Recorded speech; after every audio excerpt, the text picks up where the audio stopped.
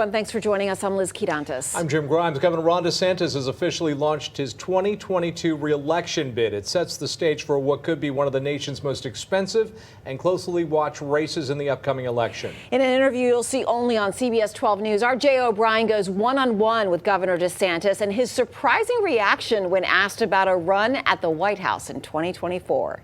Commit to serving 4 years? You're laughing. Somebody asks you this question every time.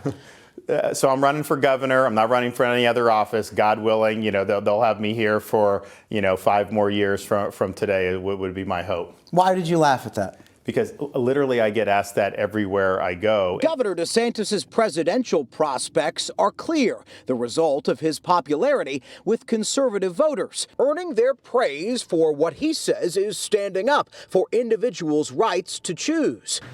Right now, that means fighting the Biden administration's new mandate that every company with more than 100 employees require workers get the COVID shot, something DeSantis believes is unconstitutional. I'd much rather err on letting people make their own decisions. DeSantis is dogged by accusations he promotes vaccine misinformation by saying the shot isn't for everyone. So what's wrong with letting people make their own decisions? Do you feel bothered by the fact that some anti-vaxxers take comments like that and use them to justify their message? No, I don't think so. Because here's anti-vax to me is saying you won't do traditional proven vax like MMR and all that stuff. So is the COVID vaccine, traditional and proven. Well, the COVID vaccine is much newer. I mean, and I think that if you look at what the clinical trials said for Pfizer, 95%, we know that it wanes. So we're learning more about it. At the same time, we've never seen this level of coercion about a medical treatment before in my lifetime. DeSantis blames President Biden for much of the tension around the vaccine as his relationship with the White House grows icy. Last week, the governor referred to the Biden administration as the Brandon administration. The Brandon administration in terms of what they're referencing the anti-Biden chant, "Let's go Brandon."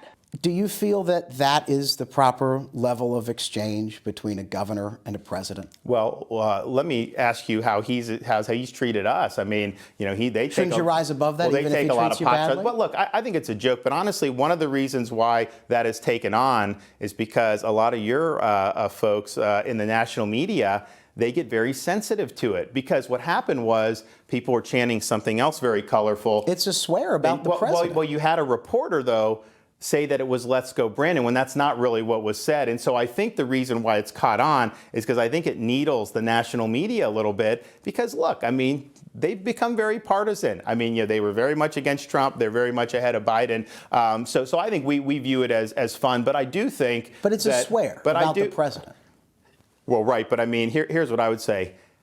Was there hand-wringing about the stuff that was said about Trump for 4 years? No, there wasn't. The relationship between the White House and Tallahassee hasn't always been this strained. DeSantis and Biden joined forces during the Surfside tragedy, something the governor says he gives the president credit for. You think you guys could connect again personally the way you did on Surfside? Here's what I do. My job is to help the people of Florida. So if there's an issue that I can work with him on, in spite of all the stuff I disagree, in spite of all that, I'm going to do it because I have to do what's best for Florida. But when he's treading on Florida, then I've got to stand up for my folks, and that's what I'll continue to do.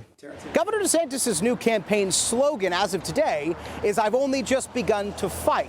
So you can take that as a cue that over the next few months, up until Election Day in 2022, we will see more swipes at President Biden in particular, the biggest of which might come right here in Tallahassee next week when the legislature gavels back in for that COVID special session and the governor asks his Republican allies to create a law that sticks it to the Biden vaccine mandate. I'm Jay O'Brien, CBS 12 News.